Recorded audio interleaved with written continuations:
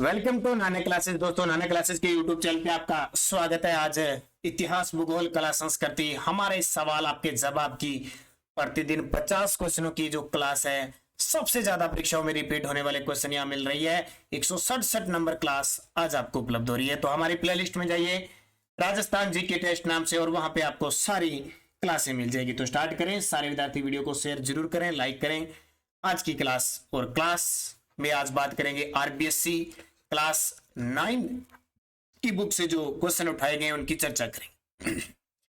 रणकपुर के मंदिरों का निर्माण किस शासक के शासनकाल में हुआ? आपने देखा होगा, राजस्थान पुलिस का एग्जाम है, चाहे हाईकोर्ट हल्दीसी का एग्जाम है, जैन का एग्जाम हुआ है, सब में देखा होगा क्वेश्चन आपको बड़े सिंपल मिल रहे हैं, लेकिन थोड़ा सा कई बार क्वेश्चन को इधर उधर किया है और क्वेश्चन गलत हो गया। तो रणकपुर के जो मंदिर है वो किस शासन काल में बने थे?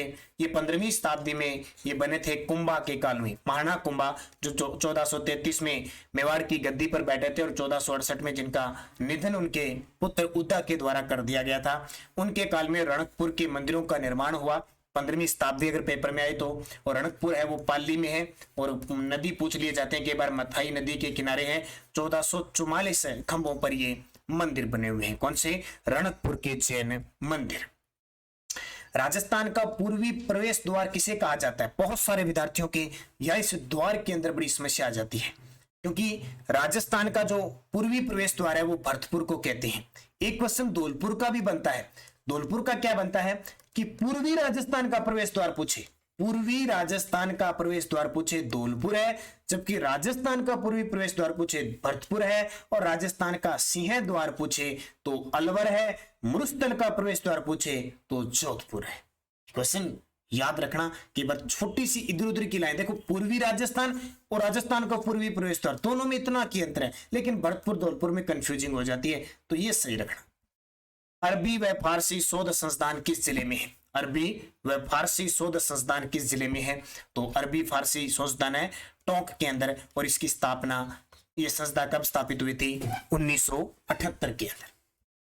राव जोधा ने जोधपुर शहर की स्थापना कब की? इतना सिंपल प्रश्न अभी ताजा है, अभी राजस्थान पुलिस के अंदर आया था। राव जोधा ने जोधपुर शहर की स्थापना 1459 को की थी, और 1459 12 मई 1459 को की थी, और करणी माता के आशीर्वाद से। और राव जोधा के द्वारा ही चिड़िया टोक की पहाड़ी पर मेहरानगढ़ दुर्ग का निर्माण करवाया जाता है। आपको बताओ भी जोधपुर शहर का स्थापना दिवस अभी 12 मई गई है। इस अवसर पर जो हमारे राजस्थान की हस्तशिल्प और सामाजिक कार्यकर्ता बाड़मेर की रूमा देवी को मारवाड़ रत्न से सम्मानित किया गया। तो शहर कौन सा? जोधपुर शहर।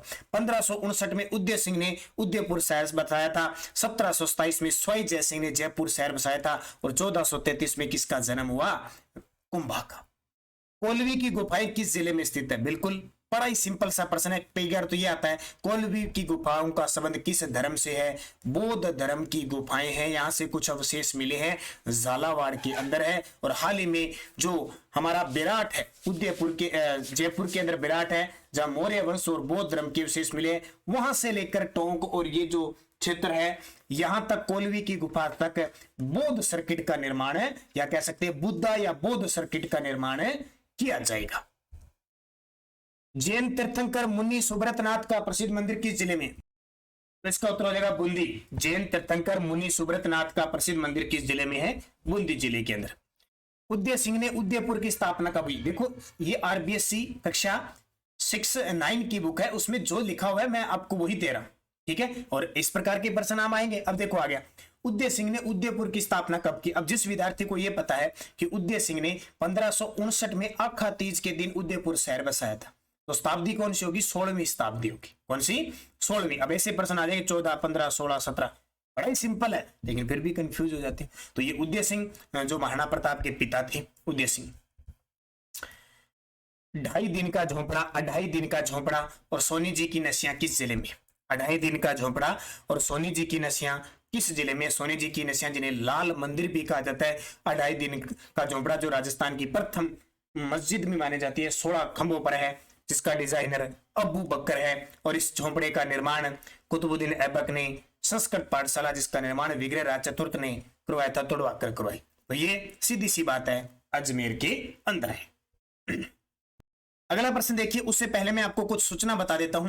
कंप्यूटर अनुदेशक परीक्षा के लिए हमारी टेस्ट सीरीज चल रही है और लगातार रोज शाम 7 बजे ये टेस्ट आपको मिलता जा रहा है सिलेबस के अकॉर्डिंग। जिस विद्यार्थी ने अब तक नहीं खरीदा है जरूर खरीदे। 199 रुपए में महज है। इसमें आपको करंट जीके भी साथ में मिलता है। Sunday to Sunday current GK का टेस्ट भी होता है। इसके साथ 30 दिनों में संपूर्ण तैयारी और 2021-22 की करंट अफेयर्स की आपको पीडीएफ भी वहां ई बुक के रूप में उपलब्ध हो रही है। तो आज ही नानक क्लासेज है, वीडियो की डिस्क्रिप्शन में डाउनलोड कीजिए। जो कंप्यूटर अनुदेशक की तैयारी कर रहे हैं, बहुत कम समय आपके पास बचा है। आपको तैयारी में 4 चांद लगाने के लिए टेस्ट सीरीज बड़ी वाकाब होगी और देख लेना सीधे सीधे प्रश्न आपके पेपर में इस टेस्ट सीरीज से आ जाएंगे। और एक हमारी सिंपल चल रही है हर एक एग्जाम के लिए 50%, 50 दिन 50 टॉपिक मात्र 50 रुपए में। ये 1 मई से स्टार्ट हुई सी लगातार चल रही है। जो विद्यार्थी आज खरीदता है उसको पीछे वाले टेस्ट सारे फ्री मिलते हैं। ऐसे नहीं कि 1 मई से स्टार्ट हुई तो पीछे वाले टेस्ट कहां गए। तो टॉपिक वाइज ये टेस्ट चल रहा है, ये जरूर ले। और पीटीए के लिए है वो खरीद सकते हैं। और एक हमारी स्पेशल सभी एग्जामों के लिए Rajasthan current affairs test series चल रही है, करंट अफेयर्स 2021-22 हर एक दिन छोड़ के। और ये जैसे कल फरवरी का आया था, कल मार्च का होगा, आपको मार्च 2021 प्लस राजस्थान की योजनाएं के साथ है या जो भी है। तो शेड्यूल के अनुसार पीडीएफ के रूप में शेड्यूल डाला हुआ है, उसके अनुसार ये करंट अफेयर चल रहा है। मात्र 49 रुपए में है और पीडीएफ वहां ई लाइब्रेरी के रूप में उपलब्ध है, ई कंटेंट है, वहां वहीं से आप पढ़ सकते हो। तो बहुत ही शानदार है, आपके लिए कारागर साबित होगा, ये श्योर है। तो अजमेर में है ढाई दिन का चोपड़ा। प्रसिद्ध संत फखरुद्दीन की दरगाह किस जिले में है, या कह सकते हैं प्रसिद्ध संत फखरुद्दीन की मजार कहां पे है, तो गलियाकोट डूंगरपुर के अंदर। फूलडोल महोत्सव का संबंध किस संप्रदाय से, ये प्रश्न अंतरराष्ट्रीय स्तर से प्रसिद्ध है। अंतरराष्ट्रीय फूलडोल महोत्सव बनाया जाता है, ये इसका संप्रदाय है राम संप्रदाय से। राम कह सकते हैं राम से नहीं संप्रदाय से है, जिसका प्रसिद्ध जो महोत्सव है शाहपुरा भीलवाड़ा में लगता है। साबला गांव डूंगरपुर में किस संत का जन्म हुआ था, साबला गांव डूंगरपुर में संत माऊजी का जन्म हुआ था। किसका, संत माऊजी, जिन्होंने डूंगरपुर के नवाटापुरा गांव में बेणेश्वर धाम जो सोम माही जाखम नदियों के संगम पर है, जिसका निर्माण करवाया संत माऊजी के द्वारा स्थापित करवाया गया। साबला ग्राम डूंगरपुर में इनका जन्म हुआ था। चोपड़ा इन्होंने ग्रंथ लिखा था जो दीपावली के अवसर पर बागड़ क्षेत्र में उसका वाचन किया जाता है। मिशिकन दास जी, सुंदर दास जी, बखना जी किस संत के शिष्य थे, बहुत ही शानदार। मिशिकन दास जी, सुंदर दास जी, बखना जी किस संत के शिष्य थे, तो आपको पता है सबसे ज्यादा जो 152 शिष्य थे, उनमें से 52 शिष्य दादू संप्रदाय के स्तंभ कहलाते थे। ये दादू दयाल जी के शिष्य थे। मिशिकन दास जी, सुंदर दास जी, बखना जी, माधो दास जी, गरीब दास जी, सुंदर दास जी, रज्जब जी, ये सारे दादू दयाल जी के शिष्य थे।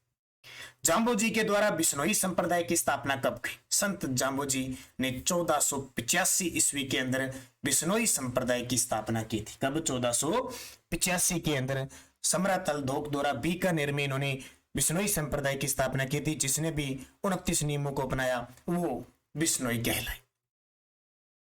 सुरसुरा अजमेर में किस लोक देवता की मृत्यु हुई थी, सुरसुरा अजमेर में बहुत ही खास महत्व के लिए लोक देवता है जो अजमेर के प्रिय है, जिनको पंच पीरों में शामिल नहीं किया गया है।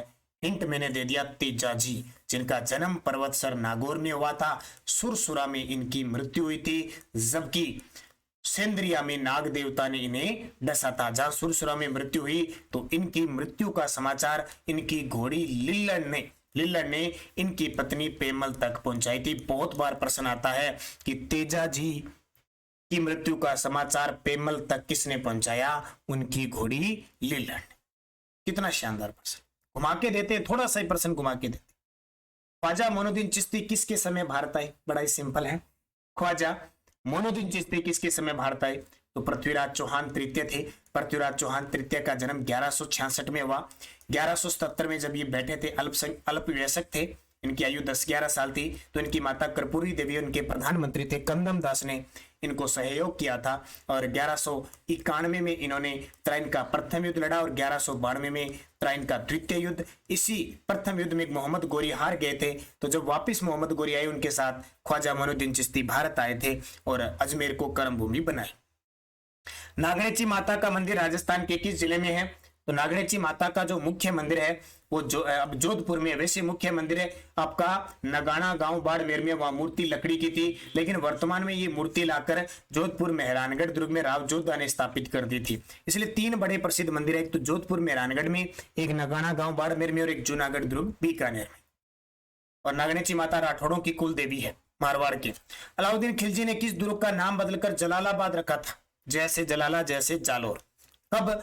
जब 1311 ईस्वी में अलाउद्दीन खिलजी ने आक्रमण किया जालोर दुर्ग पर। उस समय यहाँ का प्रतापी शासक था काहनड़ देव के साथ विश्वासघात किया जाता है।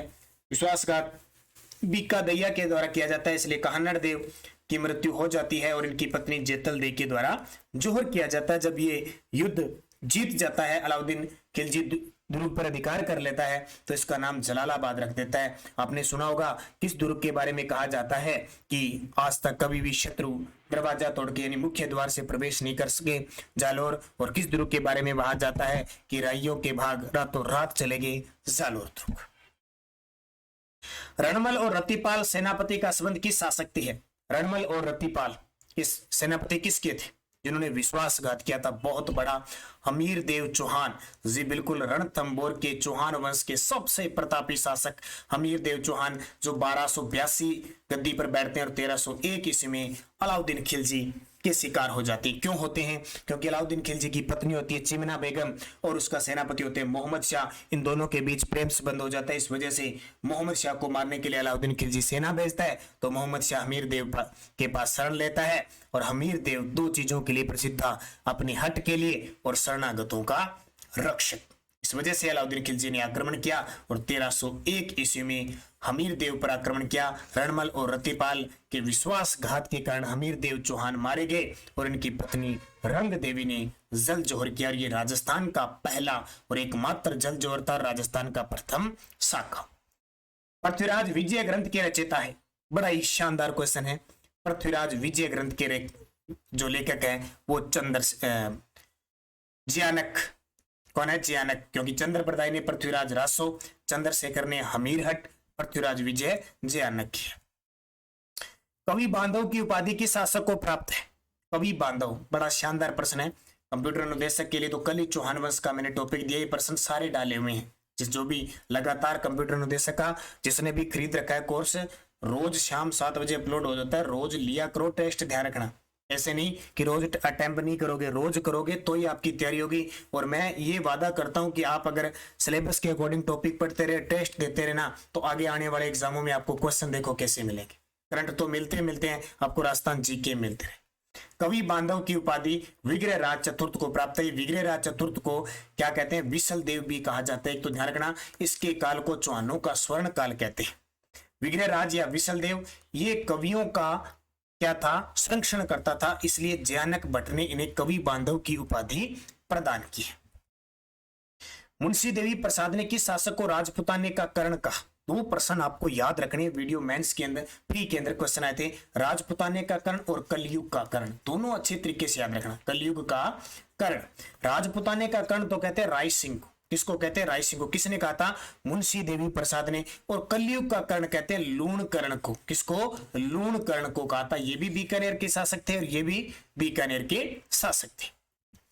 मत्स्य जनपद आर्यजन के रूप में मत्स्य जाति का उल्लेख सर्वप्रथम किस वेद में हुआ जो इसकी प्राचीनता का प्रतीक है? मत्स्य जनपद है ना, अपने मत्स्य जनपद जिसकी राजधानी विराटनगर थी। आर्यजन के रूप में मत्स्य जाति का उल्लेख सर्वप्रथम किस वेद में हुआ और इसकी प्राचीनता का प्रतीक है? तो इसकी जानकारी मिलती है ऋग्वेद में। कहां से? ऋग्वेद, जो राजस्थान हमारे विश्व यानी ऋग्वेद सबसे प्राचीन ग्रंथ है। ऋग्वेद पहला ग्रंथ है क्योंकि 4 ग्रंथ वेद हैं, ऋग्वेद, यजुर्वेद, सामवेद, अथर्ववेद। कलयुग का कर्ण किसको कहते हैं? आ गया। राजपुताने का कर्ण राय सिंह को, कलयुग का कर्ण राव लूण कर्ण को कहा जाता है। राजस्थान के मरुस्थल में पहले क्या था? अब सीधी सी बात है, हम राजस्थान का भौतिक प्रदेश पढ़ते हैं तो हम पढ़ते हैं कि मरुस्थल के क्षेत्र में पहले तथ्य सागर का अवशेष था, यानी समुद्र था। समुद्र से इस मरुस्थल का विस्तार हुआ। राजस्थान के इतिहास में रूठी रानी के नाम से कौन जानी जाती है? कौन नहीं जानता है? ऐसे किसे तो आप सारे जानते हो। रूठी रानी, रानी उमादे थी जो मारवाड़ के शासक राव मालदेव की पत्नी थी।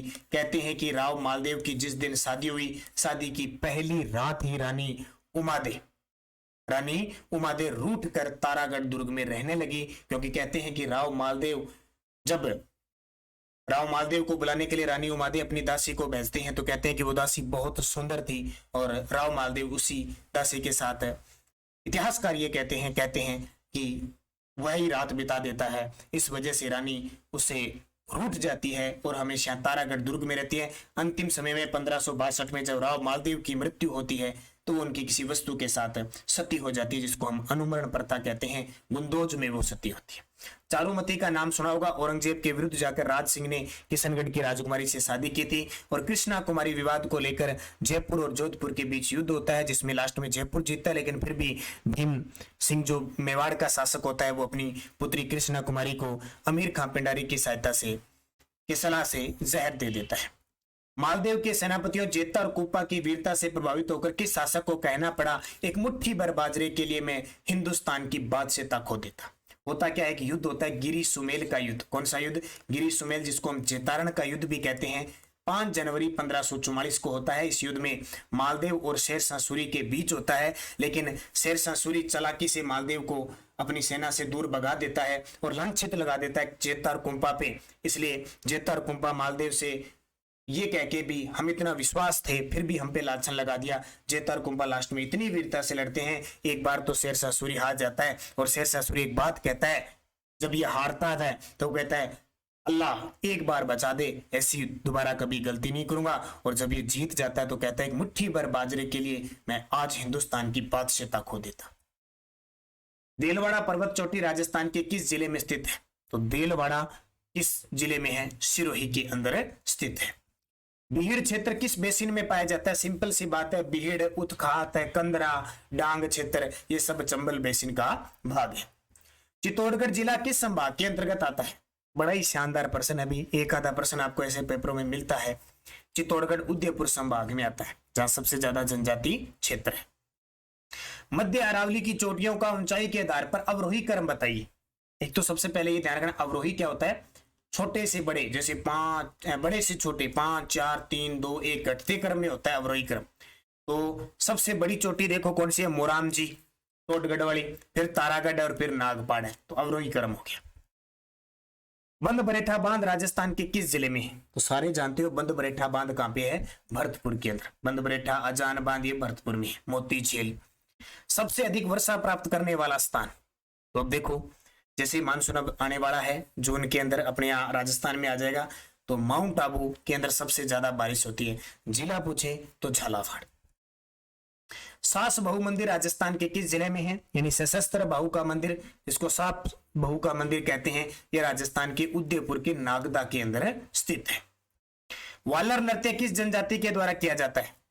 वालर नृत्य जल्दी से बता दो मुझे कमेंट करके।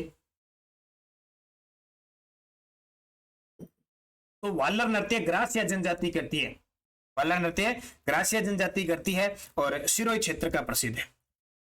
शीतला माता का मेला कहां भरता है? सिंपल से प्रश्न है बहुत ही, और आपको पेपर में यही मिलेंगे इस प्रकार। शीतला माता का मेला सील की डूंगरी चाकसू जयपुर में चैत्र कृष्ण अष्टमी को भरता है। देलवाड़ा के आदिनाथ मंदिर का निर्माता कौन था? देलवाड़ा के आदिनाथ मंदिर का निर्माता, इसका उत्तर हो जाएगा विमल शाह। देलवाड़ा यानी आदिनाथ ऋषभदेव मंदिर में कह सकते हैं, देलवाड़ा सिरोही में विमल शाह के द्वारा निर्माण करवाए गए। मानसी वाकल परियोजना का संबंध किस जिले से है? तो फुलवारी केनाल मानसी वाकल परियोजना उदयपुर से। छबड़ा तापिया विद्युत परियोजना किस जिले में? छबड़ा, सारे जानते हो 12 केंद्र है छबड़ा, और वर्तमान में इसकी 6 इकाइयां काम कर रही है। वर्तमान में राजस्थान में सबसे ज्यादा तापीय विद्युत परियोजना क्षमता के मामले में पूछे तो टॉप पे है। राजस्थान की प्रथम चीनी मिल कब स्थापित की? देखो आरबीएससी की छोटी छोटी बुकें होती है ना, लगता है इसमें क्वेश्चन बहुत सारे दिए होते हैं। राजस्थान की प्रथम चीनी मिल कब स्थापित हुई थी? तो 1932 में हुई थी भोपाल सागर के, भोपाल सागर चित्तौड़गढ़ में। मेवात क्षेत्र विकास योजना कब शुरू की गई? तो 1900, तो इसका उत्तर क्या आ जाएगा? 1987-88, और अलवर भरतपुर क्षेत्र में है ये मेवात क्षेत्र विकास कार्यक्रम। शायद अभी ये जैन का पेपर हुआ था, उसमें मेवात क्षेत्र विकास कार्यक्रम का क्वेश्चन आया था। अभी कल 9वीं क्लास का एक वीडियो रहेगा, उसके बाद में जैन का जो एग्जाम हुआ है 4 पारियों में 4 पेपर हुए, उसके सारे क्वेश्चन आपको मैं बताऊंगा कैसे। राजस्थान अक्षय ऊर्जा विकास निगम की स्थापना कब हुई? राजस्थान अक्षय ऊर्जा विकास निगम की स्थापना सन 2002 में हुई थी। इसमें क्या है कि एक रेडा और एक शायद RPCL है या RCPSL ऐसे, इन दोनों को मिलाकर अक्षय ऊर्जा विकास निगम की स्थापना हुई। राजस्थान का एकमात्र अंतरराष्ट्रीय हवाई अड्डा किस जिले में है? तो सारे जानते हैं सांगानेर हवाई अड्डा जयपुर के अंदर है, जो देश का 14वां अंतरराष्ट्रीय हवाई अड्डा, इसको अडानी ग्रुप को दे दिया गया है लीज पर। और अभी हाल ही में व्यस्ततम रिपोर्ट आई है, उसमें 15वें स्थान पे है। एशिया की सबसे बड़ी मानव निर्मित नहर परियोजना, एशिया की सबसे बड़ी तो इंदिरा गांधी नहर परियोजना है। और इंदिरा गांधी नहर परियोजना से हम जब भी बात करते हैं, हरिके बैराज से सतलज व्यास की नदियों से निकला गया है पोंग बांध, और जिस स्थान पे मैं रह रहा हूं मेरे से बिल्कुल 50 किलोमीटर की दूरी पर ये पोंग बांध है। तो मैं जरूर कभी वहां पे विजिट करूंगा तो आपको लाइव मैं पोंग बांध का दिखाऊंगा, क्योंकि इंदिरा गांधी नहर राजस्थान की लाइफ लाइन कहते हैं, पश्चिमी राजस्थान की खास करके। जरूर मैं अभी कुछ दिन बाद ही पोंग बांध का इधर जाऊंगा, तो मैं आपको जरूर, हो सकता है अगर मेरे पास नेटवर्क रहा तो मैं पोंग बांध के आपको जरूर दर्शन कराऊंगा, क्योंकि सिर्फ महज आपको मैंने बता दिया मेरे पास में ही है हिमाचल के अंदर। गागरोन दुर्ग की श्रेणी में आता है, ये इतना फेवरेट क्वेश्चन है एग्जामिनर का। तो गागरोन दुर्ग जल श्रेणी का है, कहां पे है? झालावाड़ में। भाद्रपद शुक्ल चतुर्थी को कौन सा त्योहार बनाया जाता है? भाद्रपद शुक्ल चतुर्थी को तो गणेश चतुर्थी बनाई जाती है। कब? गणेश चतुर्थी। फाल्गुन कृष्ण त्रयोदशी को शिवरात्रि, श्रावण पूर्णिमा को रक्षाबंधन और रामनवमी चैत्र में भी बनाई जाती है, अश्विन में भी बनाई जाती है। ढोल नृत्य किस जिले का प्रसिद्ध है? ढोल बजता है जालोर में, और इसका श्रेय जाता है थांकना शैली में ढोल बजाया जाता है, और जयनारायण व्यास को विकास का श्रेय जाता है। राजस्थान की किस चित्र शैली पर सर्वाधिक प्रभाव मुगल चित्रकला का पड़ा? हमेशा ध्यान रखना, जयपुर या आमेर शैली पर सबसे ज्यादा मुगलों का प्रभाव पड़ा, क्योंकि सबसे ज्यादा वैवाहिक संबंध और जो भी समझौते वगैरह किए थे वो इन कछुआ वंश के शासकों ने किया। सिवाना दुर्ग किस जिले में स्थित है? तो सिवाना दुर्ग कभी जालोर में मत करके आ जाना, जालोर रियासत में कभी आता था, बाड़मेर जिले में आता है सिवाना दुर्ग। 10वीं शताब्दी में वीर नारायण पंवार ने इसका निर्माण करवाया था, हल्देश्वर पहाड़ी पर स्थित है। 1308 ईस्वी में यहाँ के शासक थे शीतल देव चौहान, और इनकी पत्नी थी मैनादे के द्वारा यहाँ साका किया जाता है। आक्रमण अलाउद्दीन खिलजी करता है। अलाउद्दीन खिलजी इस दुर्ग का नाम बदलकर खीराबाद रखता है। गुरु शिखर की ऊंचाई कितनी है? बड़ा ही सिंपल सा प्रश्न है। गुरु शिखर जो माउंट आबू सिरोही में है 1722 मीटर इसकी ऊंचाई। और आज का अंतिम प्रश्न, जाना पावा की पहाड़ी से कौन सी नदी निकलती है? तो बड़ी फेवरेट और खास राजस्थान की कामधेनु सदावाहिनी चंबल नदी निकलती है, जो 6 जिलों में बहती है और जाकर यमुना में मिल जाती है उत्तर प्रदेश में। 6 जिलों में कौन सी बहती है, कहां बहती है? इसका प्रश्न बहुत बार आता है, क्रम पूछ लिया जाता है। एक सूत्र याद रखना, चक्को बुस कदों, चको बुस कदों, ये सूत्र याद रख लो। आपके जिले देखो, च से चित्तौड़गढ़, को से कोटा, बू से बूंदी, स से सोयमधुपुर, कै से करौली, दो से धौलपुर। तो ये आपके 50% हो गए। कई बार ये क्लास नहीं आ पाती है, बस या तो नेटवर्क समस्या हो जाती है या टाइम नहीं मिल पाता, इसलिए मैंने आपको कह दिया। आप ये समझ लो कि 9 बजे मुझे क्लास देखनी है। 166 क्लासें पहले आ चुकी है, इसलिए उन क्लासों को देख लिया करो, क्योंकि पीछे की क्लासें हैं तो जीके आपको पढ़ना है, तो वो ऐसा काम किया करो। अगर आप रूटीन हर चीज का रखोगे तो आपके लिए, बाकी हमारी इतनी टेस्ट सीरीज चल रही है, बड़ी शानदार है, सारी की सारी आपको फायदे होगी। तो धन्यवाद सभी विद्यार्थियों को। अगर आपको पसंद आए वीडियो तो आप लाइक शेयर जरूर करें। जय हिंद, जय भारत।